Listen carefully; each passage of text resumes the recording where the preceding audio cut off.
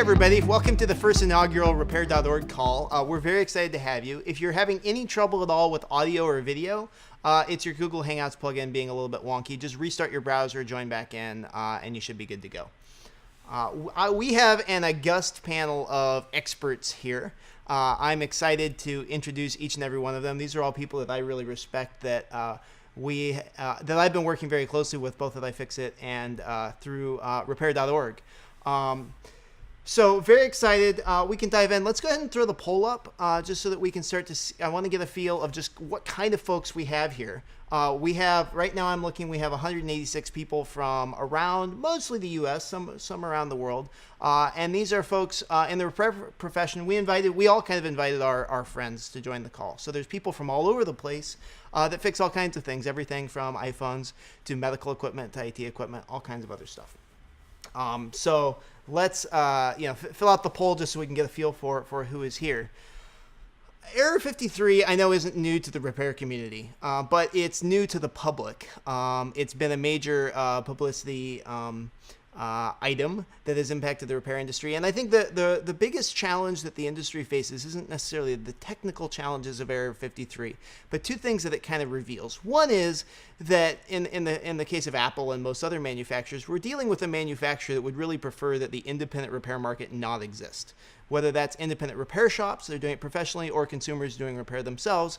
Apple in particular has their head in the sand like an ostrich, and they pretend like nobody else fixes things but them. And of course, this is patently ridiculous. You've got millions of iPhones that break every year, and there are 450 Apple stores in the world. There's no possible way they could fix everything, even if they wanted to.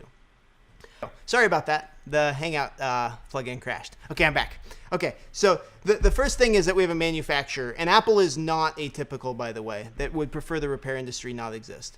The other thing is that as a result of this thing, Error 53 being very publicized in the media, all of a sudden there's a crisis of consumer confidence in independent repair that we need to address. And that's something that no individual shop, you can't go out there and tell your customers, hey, just trust me, I'm doing it right. You need an entire concerted industry backing you up. So that's one thing that we're hoping that we can do on this call and through repair.org is to bring the repair industry together, demonstrate that we're as respectable as we all know that we are, and show that we've got the technical competence and the professional ethics to do repair.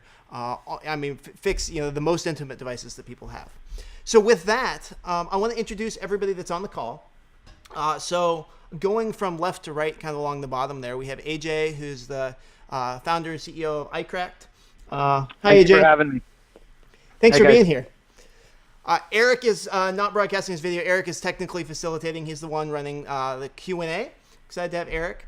Gay Gordon Byron is the is the executive director of Repair.org, and she has been an absolute dynamo and fantastic to work with. We're all really, really lucky to have Gay. You've never met her before, but she's been working tirelessly on your behalf for years.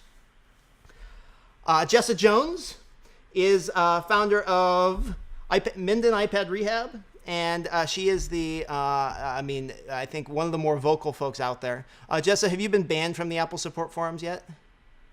I have been banned from the Apple support forums twice. So I was banned, I came back, and I got banned again. Wonderful. You should like frame that email on your wall. I think that's a... So Jessa is a board repair expert, runs a board repair school, and has been very active on all the online forums on this, which is wonderful. Robert Reichner is the CEO and co-founder of Repair Shopper. Robert, we're excited to have you here. Hey there, thanks. And Rohi runs TradeLoop. TradeLoop is Rohi. Can you kind of introduce TradeLoop for us? Because I think we may be less familiar with TradeLoop than some of these other organizations. Sure. Well, sure. TradeLoop is a wholesale trading network of wholesalers, dealers, leasing companies, anyone who buys old equipment and then parts it, and then buys and sells the parts and equipment in whole to repair and then resell. So it's basically a large network of companies that repair and resell equipment, IT equipment specifically. Awesome. And last but certainly not least, Sina Konafar is a very dear friend of mine. Sina has been involved in this almost longer than anybody else. Sina is a activist. He works with the Electronic Frontier Foundation, who is a member of the Repair.org coalition and has been fantastic to support us. But Sina kind of got into all of this by accident. Sina, do you want to kind of tell us your story of what Motorola tried to do to you? Yeah, sure thing. So this goes back all the way to 2005, 2006, which is when I was a college student and I wrote a piece of software to unlock Motorola phones right in the heyday of when the Razr came out. So I luckily just predated the Razr phone by like a few months. I released this piece of software. The Razr came out and obviously was one of the most popular phones of all time. I think the most popular phone of all time at the time it was released. Right. And yeah, I started. I don't know how many thousands of phones we unlocked, but the software became very, very popular very quickly. And while I was a student in the UK, I got a letter that was delivered to my parents' house in the US. Basically a letter from Motorola's lawyers saying that I was in violation of the Digital Millennium Copyright Act, which is a law that was passed back in 1998 and has a perverse sort of catch in it that prevents you from circumventing digital locks. So I was 18, 19, a student, and the max penalty is something like 5 years in jail and I think $250,000 per incident of circumvention. So I was obviously very scared, and there wasn't really anyone to reach out to. It took me a really long time to figure out what to do. But I ended up working with the FF and pushing with Jennifer Granick, who's at Stanford now, to have an exemption added to the DMCA specifically for cell phone unlocking. So, what Motorola's lawyers did, and this is what lawyers always do, is they have someone who is doing something they don't like, and they try to figure out a way to stop them. And we're seeing that happening in the service parts industry right now, where the manufacturers would prefer that there were not third-party service parts, and so they're doing everything that they possibly can to find ways of stopping that from happening. And they're working with customs, they're working with ICE, there's all kinds of crazy stuff that's going on. So Motorola's lawyers are paging through the law, trying to find some way to stop Sina. They found that DMCA, this is really the first time anybody had used DMCA to stop somebody from unlocking something. The reason the DMCA was passed was to prevent people from pirating DVDs. So I'm going to give you 10 or 15 years of history very quickly. Sina and the EFF got the exemption for cell phone unlocking, and it became legal for a while. And then about 4 years ago, the TrackPhone asked the Copyright Office not to renew the cell phone unlocking exemption. Cell phone unlocking became illegal, and that's where Gay and I and a bunch of other people got involved. Sina put together a White House petition. A bunch of you may have signed it. You got 114,000 signatures, and the White House said, yes, we agree. And all of us, this was like our first time where we said, okay, maybe we can try to pass a law. And this is kind of a crazy thing for anybody in the repair industry to say, maybe we should think about passing a law. And we worked tirelessly for about a year and a half. I went back and forth to DC a lot. Sina and I were on dozens of hours of conference calls together, working behind the scenes, putting together petitions, putting together public activism kind of campaigns. And we did it. And last year, Obama signed a law, the first change to copyright law since 1998, specifically making cell phone unlocking legal again. So I go into this kind of long story because it's an example of like Congress that year, it was I think August when Obama signed this. Congress had only passed 18 laws so far that year. So we were law number 19. Like, we can change things. We can get something done. If we face a problem as an industry and we work together, we can absolutely get things done. And we faced down AT&T, which at the time was, I think, a bigger threat in DC than even Apple is. So AT&T owns TrackPhone. So certainly this is something that we could solve legislatively if we all decide to get together and do it. So with that, that's kind of the background of like a past threat that we fought through and we won. A lot of the folks who were involved in that fight are now members of Repair.org. And the idea of Repair.org is that it's a place for all of us to come together. It's a organization that can advocate on our behalf, but it's also a place to have conversations like this about technical issues that are facing the industry. So why don't we dive into Error 53? Jessa, do you think you could give us the kind of 2-minute rundown of what you know? I think everybody here, or everybody that's on the call, knows to some extent about Error 53, but maybe give us the basics and then kind of what the latest technical insight is.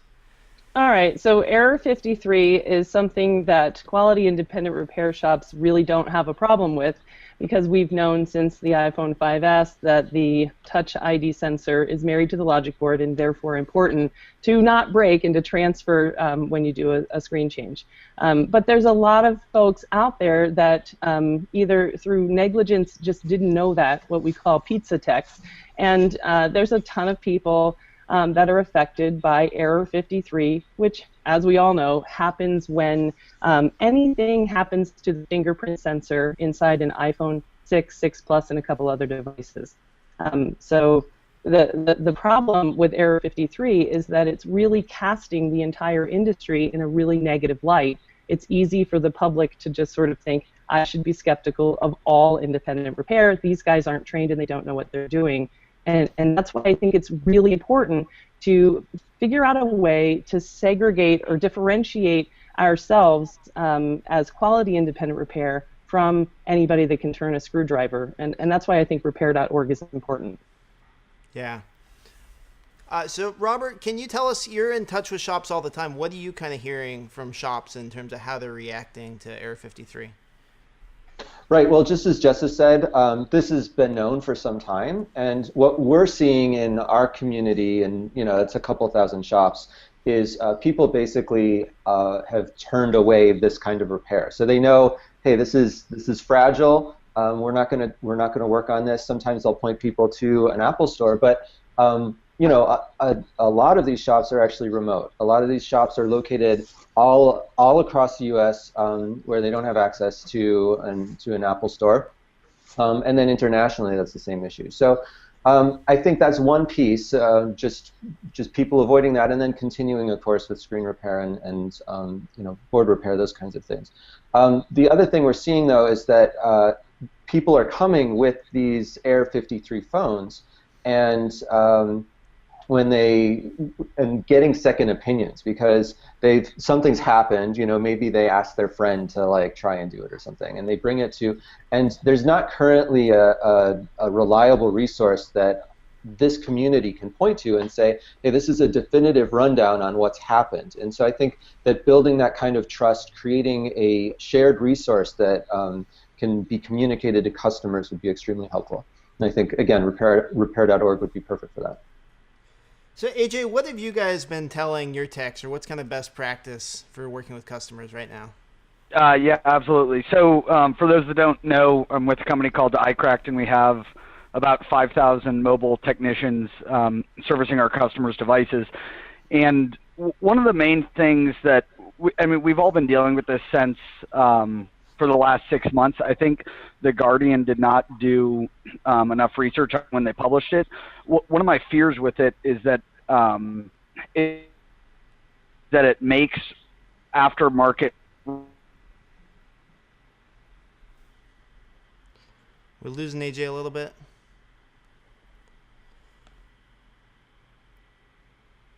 Looks like he dropped out. All right. Well, we will keep going. We'll come back to AJ in a minute here. But yeah, I completely agree. This is a challenge for the repair industry. We have to demonstrate that we're professional. That's one of the reasons that we worked at iFixit on a cell phone repair certification, because we felt like there was a need for that. And I'm open to other ideas, but the automotive repair industry used to have a reputation for being really shady. And over the years, I think they've evolved and they've gotten a lot more industry respect. And I don't think people are near as scared to take their car to a neighborhood mechanic as they used to be. And part of that is because you have things like ASE Certified Master Tech, that's a certification. There's also state regulatory agencies that regulate it. And we have reviews online. And I don't think it's possible to survive in the repair industry with Yelp if you don't take care of your customers. Rohi, can you kind of give a bit of kind of your perspective of what the benefit of bringing organizations together has been? And also, so we're seeing Error 53 as an issue that's facing the cell phone repair world, but there's been similar issues that the IT world has faced.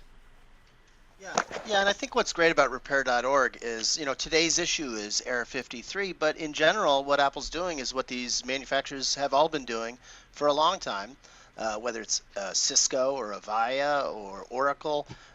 trying to restrict the repair and resale of hardware by using software tactics. Apple's doing the thing we've been seeing for years, and if we can get together, bring the organizations together, and create legislation, maybe directed at Apple, but that legislation would be applicable towards any software, any hardware company trying to restrict the repair and resale of their software, and that would greatly benefit the folks on TradeLoop, even if they don't specifically deal in cell phones. So I think that's the best thing. Can you give me a specific example of what another manufacturer has done to limit either trade or resale? Well, there's many examples in our member base and our customer base. There's all sorts of examples of where, for instance, Avaya will go after and sue a company. So Avaya makes phones, like PBXs and big phone systems. Yeah, networking type gear. And they will, if you try and resell their hardware, which may be worth $10,000, $20,000, the person who buys it will not have the license to the software. So if they go back to Avaya to buy the software, then they'll say, well, that'll cost you $10,000 or $20,000. It renders the hardware worthless. So even if you buy the equipment with the software and then you try and resell it with the software, they'll say you can't. We're not going to support that software. So, and then they'll sue the reseller for reselling that equipment. There's lots of companies that are doing this, all sorts of ways, and it's not right. And that's vaguely analogous to what's happening with the iCloud activation lock, where there should be a tool for people that can prove that they legitimately own a phone to unlock it, but there isn't. Yeah. AJ, you got cut off last time. Let's see if we can try again. You're muted right now. Can you guys hear me? Yeah. Where did I get cut off? About 10 seconds in. Oh, yeah. So I think that everyone is mainly worried about what happens when home buttons are either integrated into the glass itself and the digitizer, or what other hardware components are going to be uniquely keyed to these devices. So I think that this is a very appropriate time for us to come together to either through legislation or just collective action on behalf of all the repair companies to make sure that if there is something that dramatically affects all of our businesses, we either have a way around it or a partnership with individuals that can overcome this. I'm personally most nervous about right now every individual part in an iPhone is paired to that specific logic board, and it's actually a fairly simple software switch to only allow those parts to operate within it. So I'm actually, what keeps me up at night is a software update that will make all aftermarket parts unusable. One of the reasons that I think Apple would be wanting to do this, and by no means am I speaking on behalf of Apple, but with their new renting an iPhone plan, when you bring your device in, and if you've had it repaired, which comes with Apple Care, it's in Apple's best interest to know if any components in that device are aftermarket or non-OEM or non-uniquely manufactured parts. So they have the software to determine that already. I just hope that there's not going to be a software blockout that will make people's phones unusable that we've serviced before, given that we've served hundreds of thousands or millions of customers. So I'm more nervous about what's happening moving forward than I am specifically home buttons paired to devices. But I do think it needs to be on everyone's radar that our industry may shift very radically with a software update, not necessarily a hardware update. Yeah, I think that's completely reasonable. And we have certainly seen other companies do this.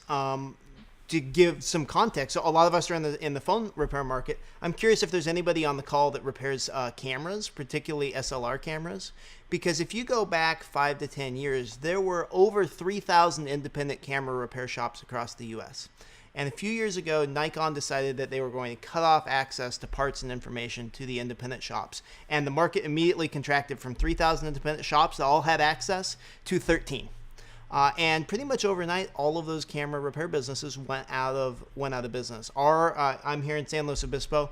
2 out of the 3 camera stores in town have closed in the last few years. In my hometown, there are no more camera stores at all.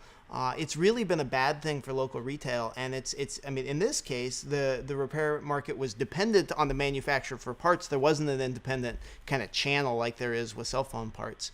But it's very, very possible for manufacturers to come in and shut things down. This was a big threat for the automotive industry for a long time. The car manufacturers were trying to cut off independent repair. They even went farther. In the 40s, Ford and GM tried to make it illegal to sell used cars. They tried to pass legislation that says you cannot sell your car. And they got shut down. Of course, it's commonplace now that you can sell your car, but like the manufacturer's best interest is to control everything that happens with the device. So why are there local car mechanics that have access to very sophisticated software? The reason is that there's a history of right to repair legislation. It started with the Clean Air Act in 1978 that said that the manufacturers had to make information relating to the emission system available to independent mechanics. And there have been a series of laws since then, all the way leading up to Massachusetts in 2012. So Gay, I would love to hear from you. Can you give us a bit of the history of what happened in Massachusetts and how the automotive repair guys got something done? Sure. They started actually in 2000, might have been 2001, where they were trying to get bills done in Congress. And they kept getting stopped pretty easily in Congress. And they finally said, let's try a state. And they started pushing bills into the states. And the states were a lot friendlier towards consumer protection legislation, and they did eventually get some things going in about 10 states. And the key for them was they raised enough money, and it was hard for them to raise the money to do this, but they raised enough money to put a ballot initiative through in Massachusetts, which forced the issue. And once it was something that the legislature had to vote on, nobody actually wanted to vote against it. So it passed just ahead of the deadline for the ballot initiative. So we've got two things of precedent in Massachusetts. First of all, it passed unanimously in Massachusetts. There was no votes against it. And the second is because there was a later ballot initiative that they couldn't stop, 86% of consumers voted for it. So it became very obvious, I think, that this was going to be potentially for the auto industry 50 different, slightly different versions of state laws that they were going to have to worry about. And they came to the table and they negotiated an agreement, and they signed that agreement in January of 2014 for the entire auto industry. They then had to deal with trucks, and trucks managed to get their own agreement done very recently. They came out, and I think it was August of 2015, so just a few months ago. There is a comparable agreement, voluntary agreement between the aftermarket and the manufacturers of commercial trucks. So there's lots of precedent. The only reason these bills are useful to us is that there's no problem with repair if there isn't a computer involved. So it is the computer parts in a car that create the need for right to repair. Yeah. And we're seeing this across the board. So what's interesting is if you take the Massachusetts bill and you look at the text, and it says, automotive manufacturers must make car parts available. If you take the word automotive and car out of that bill and you just talk about manufacturers making parts available, manufacturers making diagnostic software available, it covers our needs very, very well. And one thing that it specifically calls out that's relevant to the home button and either future displays that have touch sensors integrated or the current home button Air 53 situation is that it says that manufacturers must supply independent shops with the tooling that they need to be locksmiths, basically, to rekey locks, to get owners into cars where they've lost their keys. And the idea of a car where you've been locked out of your car is the same situation as a phone where maybe the home button fails and you should be able to replace the home button and resync it to the phone. The car manufacturers are legally required to make that software available to the independent shops, and Apple is not, and so of course Apple isn't. But they could. And so this is where we kind of fast forward to present day. So we're here in 2016. Gay, what is the hope? What is the real fix to Error 53 and all of these issues? Well, the real fix is to deal with the entire industry and not one manufacturer or one problem at a time. I mean, this will be like whack-a-mole if we don't get a permanent solution in law that is nationally agreed.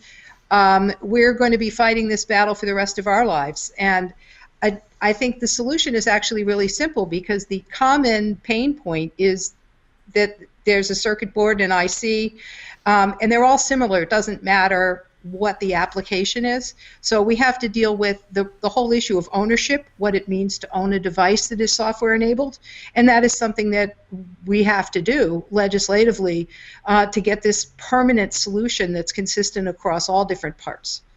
Yeah.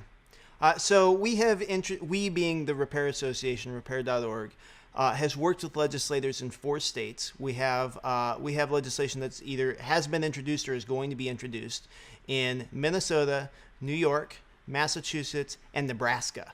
And it's very exciting. We have folks on the ground working to support those. If any of you are in those states, I encourage you to get involved. I'll post the link in a minute to each of the action pages, but we put together an action page, and we've actually generated over 10,000 letters to legislators in New York promoting the bill. The New York bill has I think, a very high likelihood of moving forward. And Error 53 is interesting. You know, politicians like to say never waste a crisis. Well, Error 53 is a crisis. It's got the public talking about independent repair, and it's a wonderful catalyst for this sort of thing. And I think it's a wake-up moment for us that, hey, the manufacturer can do things to pull the rug out from under us. And yes, there are workarounds that we can do on Error 53, but there might not be a workaround for the next situation. So we need to protect the industry now while there still is an industry. I wanted to sort of share the voice of the repair community in general. I think it's really easy for an individual repair shop to kind of think, this isn't really that important to me. My customers know me, my customers trust me, and to be honest, I'm really not going to use Apple original parts because they'll be too expensive, so I'll continue using what I am using. And I think that is short-sighted and something that we should address. I think that what I've noticed with this sort of Error 53 media coverage is that it's really hard to identify yourself as someone with expertise and differentiate yourself from sort of everyone else that's actually causing Error 53. I was stunned, to try to get out there online on forums, commenting on these media articles, and I would make statements that were based in an immense amount of experience with iPhone hardware, and they were just discounted because I couldn't point to a plaque on the wall that said, hey, I know what I'm talking about, and that's really important to some people. I'd like to be able to say, I'm a member of a trade association that is respected, and therefore, that you can trust what I'm saying. Once I get outside of my little community, people don't know what I am. Are you Apple authorized? No, I'm not. Then you're an idiot, and that's a problem. And I think that we need to solve that. Apple support community banned me for giving good advice, and twice, they continue to think that I don't know what I'm talking about. How do I prove that? That's a problem. Right. Well, and this is something that trade associations exist to solve. Every other industry has a trade association, and there are lots and lots of repair associations. There's aftermarket.org, which is the Automotive Aftermarket Repair Association. There's the Service Industry Association, which Gay and Rohi have been involved with for a long time. There's the Medical Device Repair Association, IA-MERS, that we've been involved with. There's a lot of these existing associations, and we're friends with a lot of them, and we're bringing them on board, but there has been no organization looking at repair holistically and saying this impacts cell phone owners, this impacts owners of all kinds of digital equipment. Gay, do you want to kind of speak to your vision for where you'd like to go with an association? You're muted right now. Gay, you're still muted. There we go. Go for it. Thank you. Yeah, my vision is that we're going to be the umbrella for all kinds of repair of digital products. And it doesn't matter what the product is used for. It could be TVs, could be tractors, could be heating and ventilation and air conditioning equipment, medical, etc. We all face exactly the same problems because the nature of the computer that's installed inside of it. So I think that everybody that's involved with tech as a repair technician has common issues, common problems, and common needs. Aside from the application. So I hope that people will see it as a holistic, as you say, a holistic problem. The other thing I can add to you is that within the large IT associations, we have noticed that everybody's been trying for years and years to pivot around a problem that crops up with an individual manufacturer, shift their business model, take on a different product set, learn something else, and just try to survive. We're losing that ability to survive because the whole marketplace is shutting down. We are not. It's the number of good guys has is far smaller than the number of bad guys. So there's very few people, when I'm asked who are the good guys, I'm like, well, I can only name a couple. It's very, very profitable for manufacturers to avoid allowing any competition from independent repair, and it's not going to get better. There's no way that we could pivot around some of these copyright issues. We have to go to copyright reform to be able to get them resolved. It's a painful process, and I think the larger end of the repair organizations have seen that, and they've become very supportive, which is why we're able to do this. Yeah. So, Jessa, can you share a little bit? Jessa's in New York, and Jessa's been involved in working on the New York legislative effort. You're just a one-woman. I mean, you have a couple women now, but you started as a one-woman repair shop in the sticks in New York, upstate New York. Tell me, like, what was going to Albany like? What kind of impact can one small shop have? And you're muted, by the way. There we go. Okay. I had a great time in Albany, and honestly, I was really surprised. I think that if you kind of think, what does it mean to lobby? You're not going to get anywhere. It's a big waste of time. But that wasn't my experience. Because it's just such an inherently good idea to say we should be able to fix the things that we paid for. And legislators are people, and they appreciate that, and they repair their things, and they want to be able to have options outside of the manufacturer. So everyone there was very receptive and very thoughtful, and they asked good questions. Do we really have the right to compel a manufacturer to make parts available? Is that something that we can actually do? So I was really impressed with their openness. They had clearly read those, the form. It's if you go to iFixit and you're in New York, it says, click here to write the letter to your congressman. They read those letters. They had clearly read those letters, and they knew that this was an important issue. But what I learned there is that there's tons of important issues that are all really good ideas, and they have a limited amount of time. So it's not for sort of lack of support. It's for lack of passionate motivation, and that's what our job is to inspire them to kind of make this their priority. And I really think that it's important, and I think that the repair community tends to overlook the importance because they feel like, I'm not going to use those parts. But what's important is that the consumer knows what they're getting. When they come to you, that you can say, this is the Apple original part, this is the price, here's the original quality part that's maybe less expensive. Look and feel them, see the differences. Which one do you want in your phone? Just like when you go to the auto mechanic and you can choose the Toyota tire or you can choose the aftermarket tire. And they don't have any of this information because we don't have access to those parts. And I think that's just so legitimizes us, and it's such a huge argument against the main criticism, which is you guys are all a bunch of idiots working in an unauthorized way because you don't have access to the parts. You can't possibly be doing things right. And I think just a check on the wall that says, yes, I do have access to the parts, totally legitimizes the industry, even if no one ever uses them. Sure. Yeah, that's completely fair. And I would say, just from going, like, you are a constituent, you run a small business in your city, you're a respected member of the community. If you call your state legislator and ask for a meeting, they will take a meeting with you. It's their job to talk to you, and they will sit down and they will listen, and they will hear the issue. And if you're respectful and you have an organization that's behind you, like, they would love to talk to you. That's their job.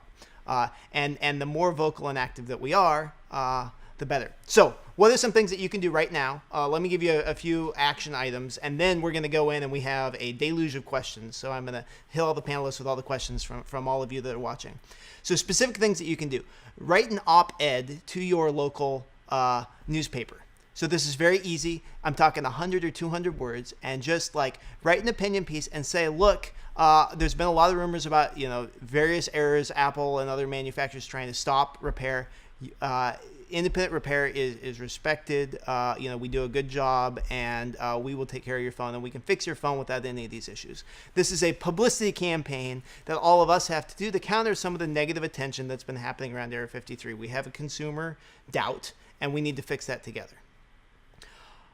Call your legislator, fill out the letter, get involved, and then kind of the third thing is to join repair.org. We're going to be doing these calls on a somewhat regular basis going forward, but we're probably only going to be doing the calls with members of repair.org so that we can talk a little bit more openly and honestly in a closed environment. So there's a banner to click, or you can go over to repair.org and join. Everybody that's here on the call is a member of repair.org, so we're all going to be involved and active going forward. We would love to have you, and we're going to be having kind of regular community conference calls. So if you're looking at right now we have 331 people watching this. I bet amongst those 331 people, there are a lot of peers that would be people that you'd be really interested in getting to know. Maybe you're having a business problem they can talk to you about. That's the point of an association, is to bring people together. Any other action items from any of you that you guys would encourage people to do before we dive in and start? I'd like to chime in on that. And I really think that what we're seeing is that these kinds of things, and Error 53 is just one example of this, they move, it moves as a wave through different communities, right? So, the dialed in techs, like, Jessa mentioned, have known about this for some time. We're seeing it pop to a different level of press at the moment, right? But it's still under the radar for, say, the mainstream. I think as it moves out there, that's where this sense of community and having the weight of, whether it's an association or repair.org, but having independent resources that validate the trustworthiness and the skill of this community is really important. And that really only comes from us coming together as a community and putting our weight behind it. So I think it's quite important at this early stage. Yeah, fair enough. Okay, so let's dive in to some specific questions. One question from Juan was, how can you support from outside the U.S.? Please join, get involved in some of our forums and discussions. We have legislative opportunities pending in Europe, so I don't know where you're at specifically. I've had folks reach out to me from Canada wanting to do similar things. Right to Repair is a movement that has happened around the world. I mean, Brazil has been very progressive. In Brazil, it's actually illegal to lock a cell phone. So it's certainly something, this is going to be a state-by-state, country-by-country battle, and whether we do it from within repair.org or outside, I don't know. Repair.org is officially incorporated in the United States, but it doesn't mean we can't have members from all over the place. Question from Matt, and I'll maybe pitch this to Jessa. What do we think about the class action lawsuit filed by the Seattle law firm? Who's in charge of unmuting me? Okay, got it. I think it's great. I agree that class action lawsuits may not typically benefit the end user that much, but the reality is that people have posted on my channel about Error 53. Hey, let's do a class action lawsuit, and it's like, sure, we're how to do a class action lawsuit. It's not something that you can do without the push of some attorneys that are willing to invest an extraordinary amount of their time, and they may never get anything out of it. So it's sort of a no fix, no fee, legislative action, or so. I think it's great that that someone cared enough to put some resources and the risk behind going after this. My expectation is that that will light a fire under Apple to just get rid of Error 53 in some, sweeping apology, or, who knows. It'll be really fun to see how they respond to what they've already said.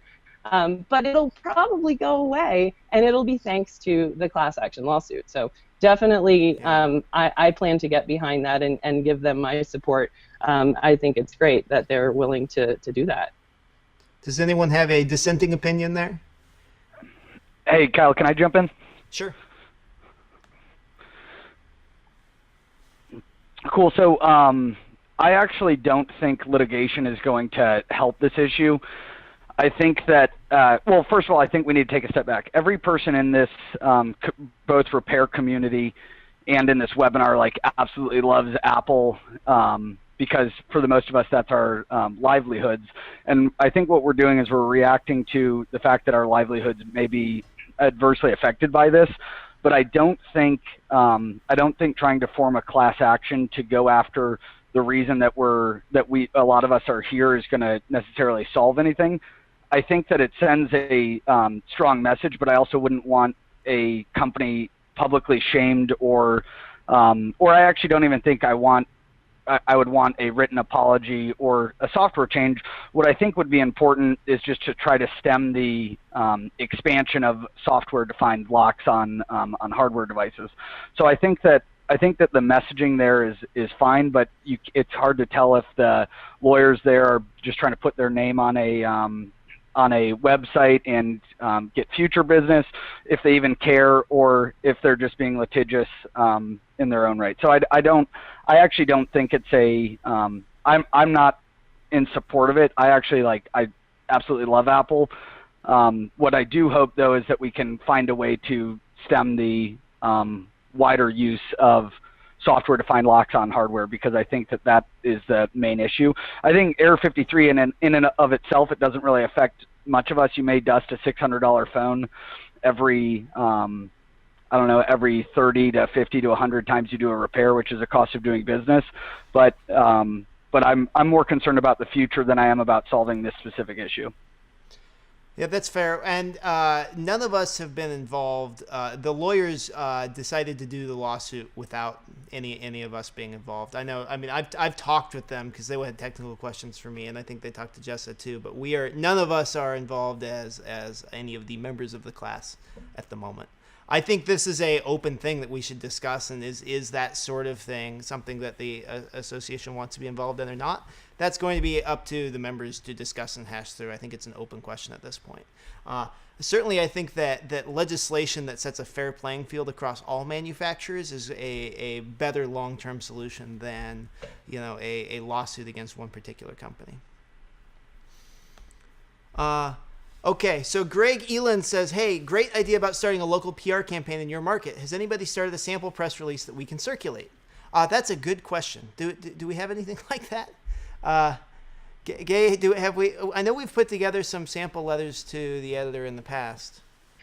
Yeah, we could put one together. I mean, I think it's pretty specific on Error 53. It's a little different than the other letters that have been written, but it's basically each editorial board has a limit, usually somewhere between 150 and 300 words.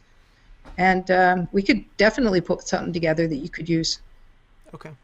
And Robert, you had an idea about putting together a common resource about Error 53. Do you kind of want to share what you were thinking there? Yeah, again, I think that what really builds confidence among consumers is being able to refer to an outside validated source, and the ability of independent repair shops and businesses to be able to direct someone there where people can get very well framed and validated information. Whether it's Error 53 or something else, I think it's extremely helpful. So if repair.org could be that, for instance, where people say, because our shops are communicating with customers, sometimes it's in person, sometimes it's electronically, being able to point someone and get good information really builds confidence among consumers. Yeah, sure. So I would say let's do that. Let's put a page together. We'll put it on repair.org. We'll get it online in the next week so that all of you can link to it. If you have any information that you think should be covered in that, go ahead and email info@repair.org, and that'll go to Gay, and then she can compile all those comments together, and we will put a page up with everything that we know. And that'll be a page that's specifically directed at consumers, explaining what the issue is, and can you get your phone fixed by a third party without causing Error 53? Yes.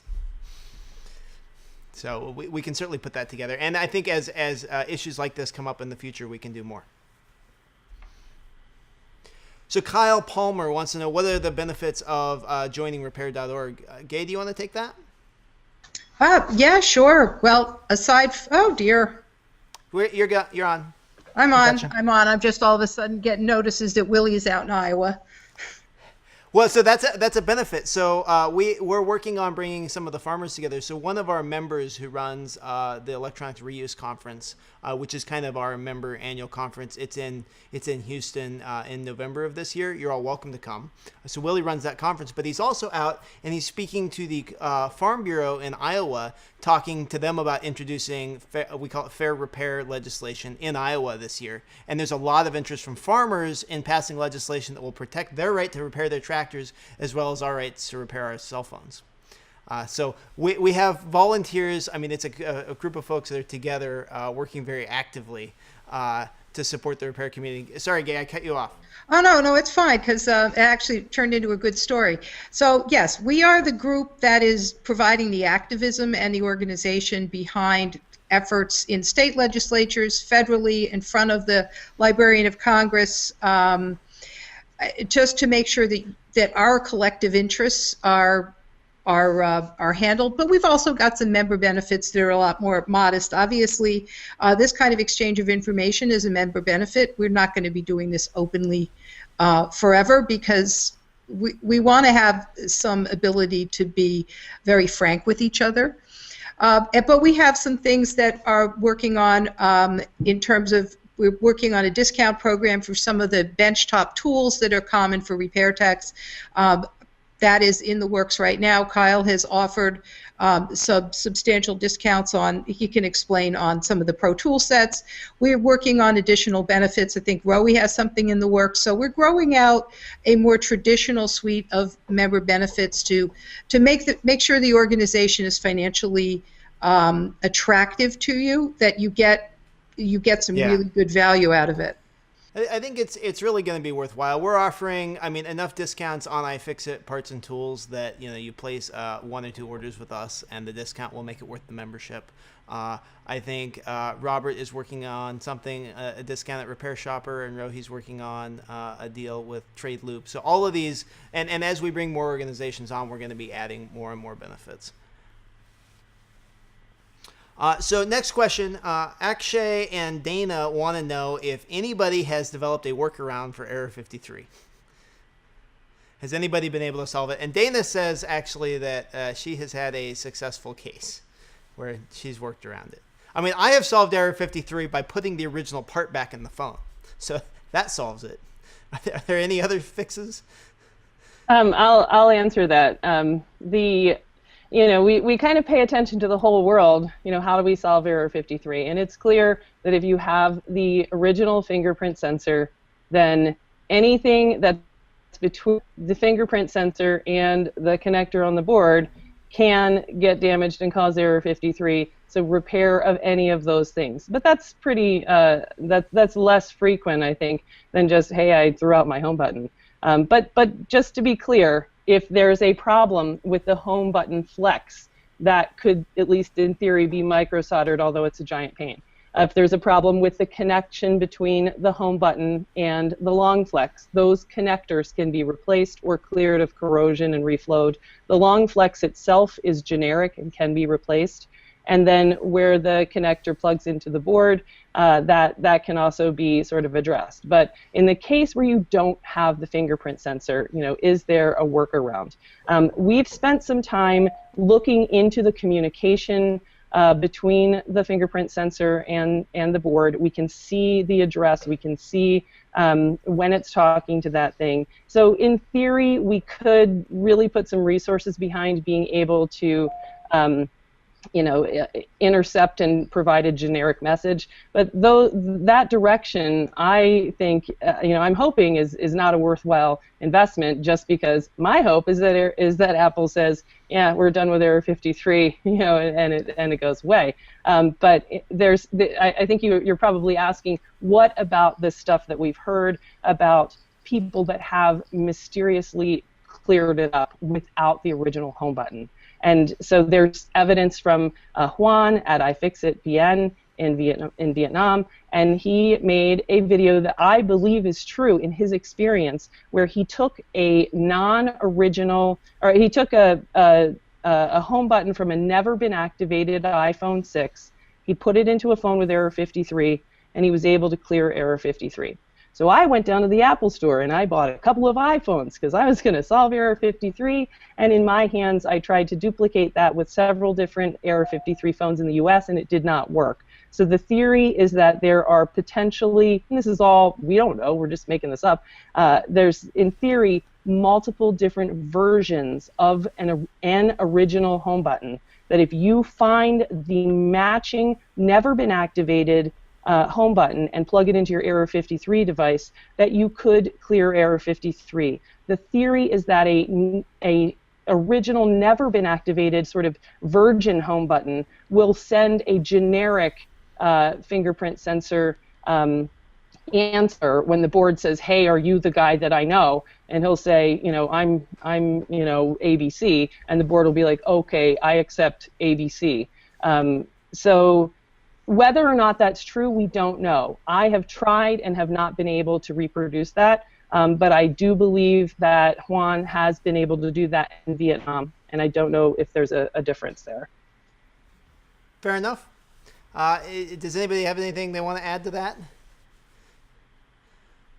There's clearly a synchronization process that happens between the part and the phone. And what we need is the software that they use in the factories to synchronize the part and the phone. And you know, at that point, I mean, there's lots of ways to address this security issue. You could say, okay, if you're going to do this repairing, we're going to completely erase the phone. That would be an option. There's 1,000 ways you could address this. And without having access to the diagnostics that they have, it's challenging. So John O'Rangers wants to know, is opening any type of dialogue with Apple possible, or has anyone attempted to communicate with them? So Gay and I actually have. And we have sat down, actually, with the legislation in Minnesota. We had a nice roundtable where we had about 12 repair shops from Minnesota. We had some folks that do phone repair. We had computers for schools. We had some local nonprofits involved. And then we had Apple's lobbyists that they hired, and they flew one of their main government relations is what they call it. They flew one of their main government relations folks from Texas all the way to Minnesota to meet with Computers for Schools Minnesota and tell them that they were not authorized iPhone repair technicians, and if they got authorized, then they'd be able to do the repairs. That's what Apple said. And we said, well, don't take applications for authorized service techs. And they said, oh, actually, absolutely, we do. Go to this website. And they gave us the address of the website that says that they don't take new applications for being an authorized service technician. So that's kind of, I mean, it's like talking to a brick wall. Does anybody have any other experience talking with Apple?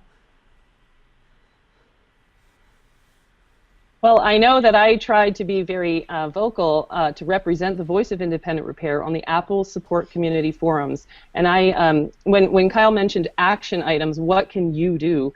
I would add to that.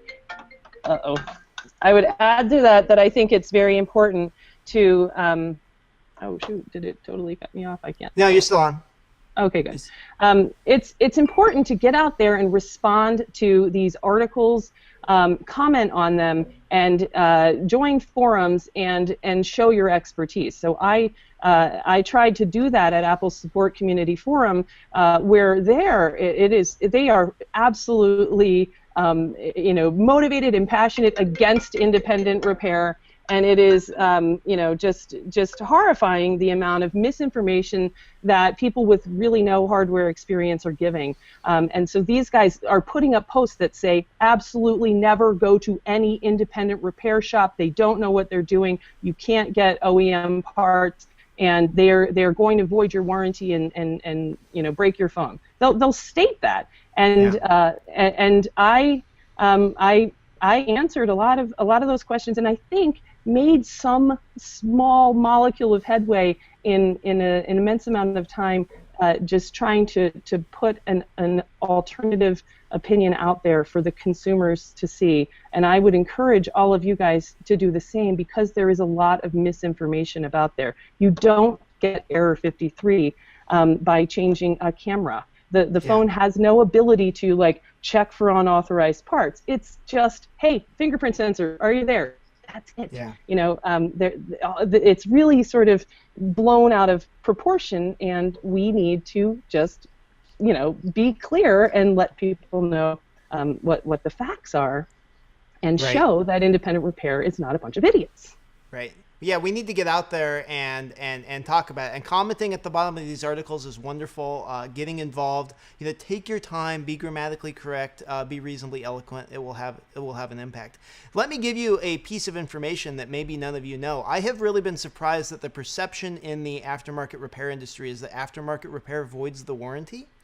And Gay can tell you why that is not the case.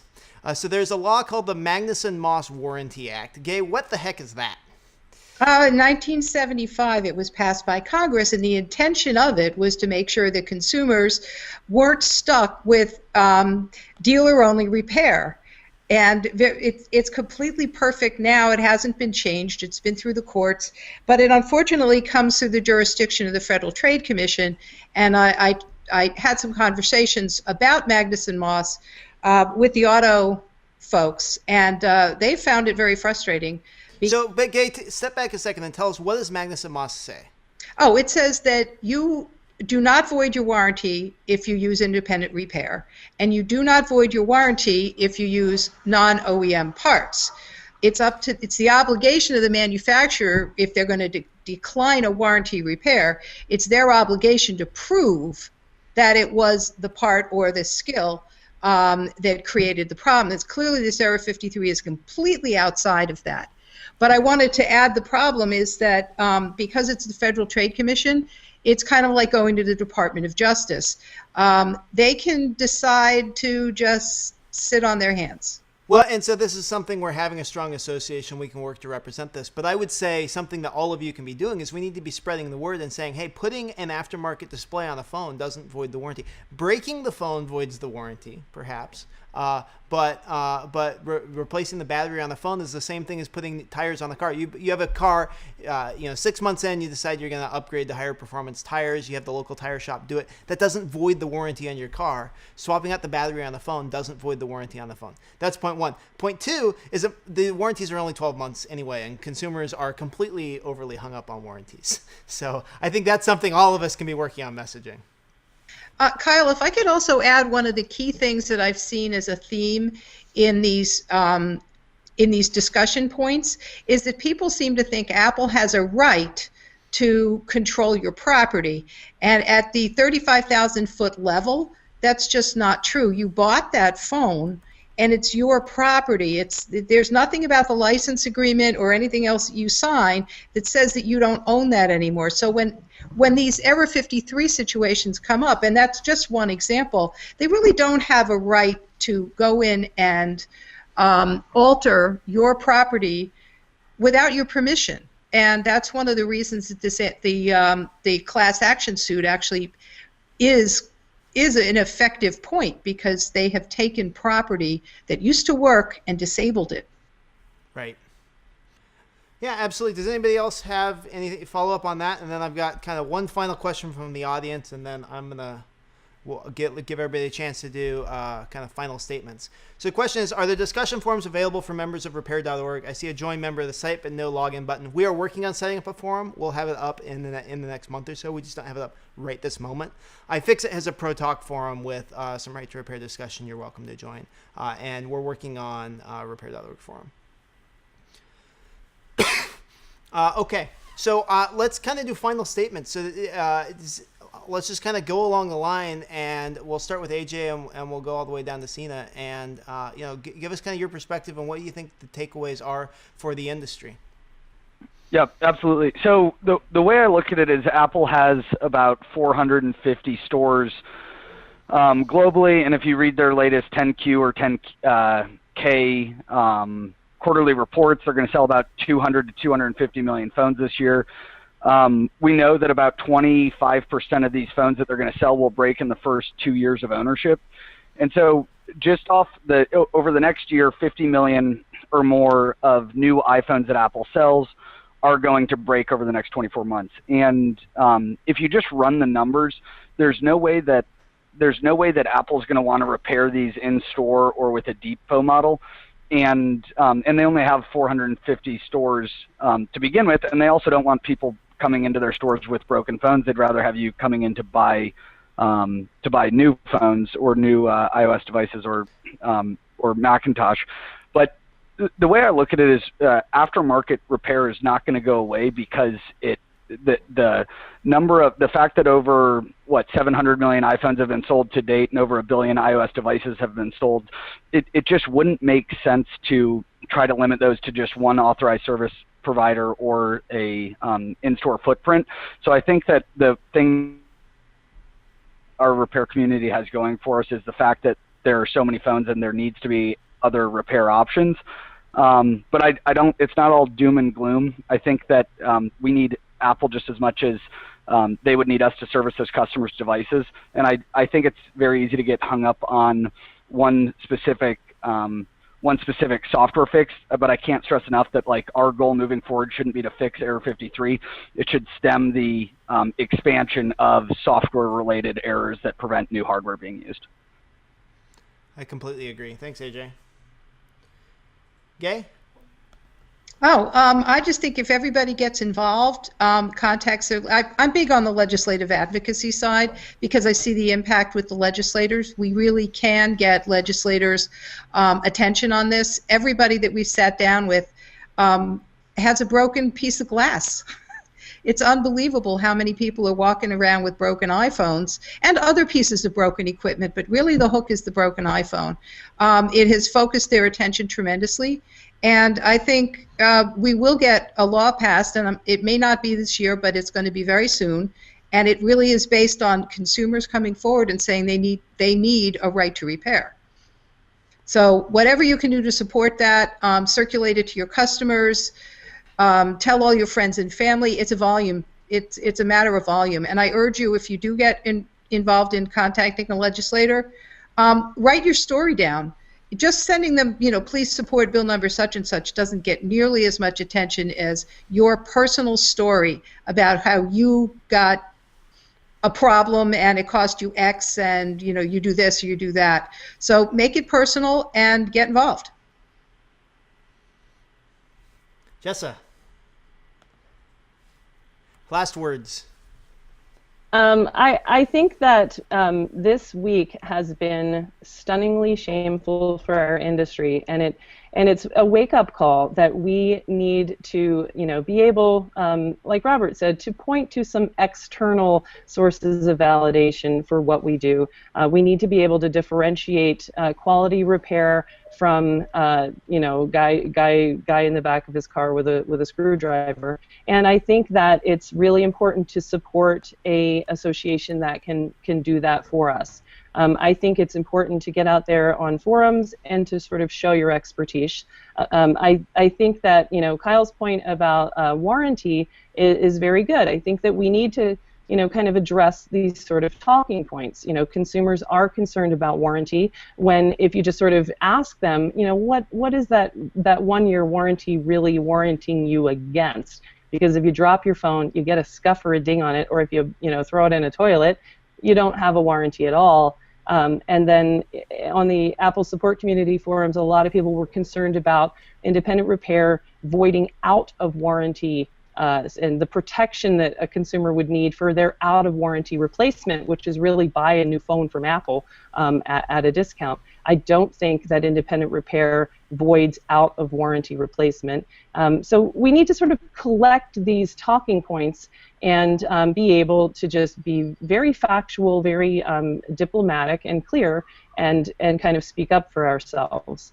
I absolutely support the legislation, even if I'm never going to actually buy and pay for an Apple original part. I probably would for the ones that tend to give me a problem, but I want my consumers to know what they're getting, and I think that's what's really good for our industry. So support that, and once we if we cleared that hurdle, then, like AJ's point about what happens down the road when every part is keyed to the device and repair goes away. If we can clear this hurdle to have access to those Apple original parts, then we will be insuring ourselves against the loss of our craft. from things that the manufacturers could do at any moment. And that's really threatening, and I really think it's important to get behind this and to put some resources towards the association. Do you think certification has a role to play in this? I do. I think that it's really difficult at the level of an individual shop to say, my customers know me, we're doing well, I've got great reviews, clearly I'm doing good work, why do I need a certification? But I think that you do need a certification. I think that if you kind of look globally at this industry, it looks immature because we don't have a certification. The simple, lack of a widely accepted certification it's very easy to just come to the conclusion that we're a bunch of hacks, and that's what a lot of people are coming to the conclusion of, and they are very vocal online. And like we said earlier, as this trickles down from the tech savvy to the mom level, people are going to be forming opinion, and there are very vocal people out there that are saying, these guys, who are they? So I absolutely believe in the certification. The MasterTech certification for MyFixit is what we have. I'd like to see the community input to continue to evolve that as we go, so that it really represents best practices. Except that we're an evolving industry, and we will evolve our certification. But I think that it's really important to be able to point to as we represent ourselves to the entire world. Great. Robert, what do you think? I think that I really appreciate what both AJ, Gay, and Jessa, what you've said, and there's strength in numbers here, and we really, by working together, we see that we're actually all part of a shared ecosystem that extends beyond the specific domain that we're in and encompasses all of repair. These things are shared, whether it's, we've got medical device companies, we've got watch repair companies. So this is something I think that by working together and looking a little bit beyond our own individual businesses, that we can actually help our businesses, and it aligns with what the consumers want. It actually aligns with our customer needs, and I think, as AJ mentioned, it aligns with what many manufacturers actually need. So there's a good opportunity to come together. Awesome. Thanks a lot. Rohi, give us kind of the high-level perspective. And I think Rohi can be a little bit of the oracle and tell us where our industry is going, because you've seen it in so many other industries in the past. Just funny you brought up Oracle. I hope that these conference calls continue, because it's educational as well as probably going to be useful. I wanted to just point out a few things that I learned and want to comment on. But AJ, I totally agree with what AJ said about the software-defined locks and how Error 53 is just today's example. And I think we're, in a way, fortunate that this is Apple. They bring so much recognition. Everybody has an iPhone. Everybody knows Apple. It gets attention in the press. When Oracle does this to a small-sized company, nobody really cares except for the people involved. So solving this problem can solve the problem of a lot of repair shops across the world. And that can grow the industry. That can grow the repair industry, especially like what Jess has said. If this repair.org can bring more credibility to the industry and make people feel more comfortable with buying from unauthorized repair shops, that will grow the industry. So everything we're doing here is good for everyone's business. And last of all, I think what makes me really feel good about repair.org is just, Kyle, it's you and Gay. You guys have a great track record at getting things done with the legislature and with just navigating the legal system and all these issues. And so I think having your attention on this, I think this is a really good thing. So I'm excited. Awesome. Sina. Yeah, I'm going to echo a lot of what other people have said, but I'm really going to encourage people in terms of, going to repair.org/join and signing up, because the business value, I think, for a lot of people who run these kinds of repair businesses is really immense. Having an organization that can go out, when stories like this are breaking, can go out and make the repair industry's sort of case in the press is really, really important. And just the business value of having an organization that can, make that statement and say, look, this sort of, first of all, this problem doesn't mean you shouldn't go and get your iPhone repaired at your local repair shop because it's only the home button, for example, that's affected. Is that just making that case in the press is really, really critical. But as we go on, I saw this from an unlocking side, and we kind of see this developing, is that there's, software is a part of all these different kinds of devices, and manufacturers at the moment have this real loophole in the law that they can use copyright law, and they can use other laws to try and lock down devices and prevent third parties from repairing them, from modifying them. And in order to sort of push back on that, we really need capacity. Like an organization like Repair.org needs full-time employees, and that costs money. And so having all your support really makes a big difference and helps build capacity so that we can build a movement, we can get laws passed, and we can guarantee the right to repair. Awesome. Well, I think that this has been a wonderful kind of overview of the discussion. We're going to keep having more calls like this. So if this was interesting and I have pages and pages of questions that you've all asked that we haven't had a chance to get to. I would like to get to them. I think all of us would be interested in diving in and talking technical details on a lot of these things. And we're going to be doing that. We're going to be doing that within the Repair.org community. And it's going to be a series of conference calls. We'll be doing Google Hangouts like this on a number of specific topics. So we're going to be breaking out. We'll probably have discussions on parts availability. We'll probably have discussions on some of the trademark issues. We'll have discussions on some of these software locks and unlocking. So this is something that is all coming. And I encourage you to get involved. Kevin just suggested, hey, do you guys have Repair.org member decals?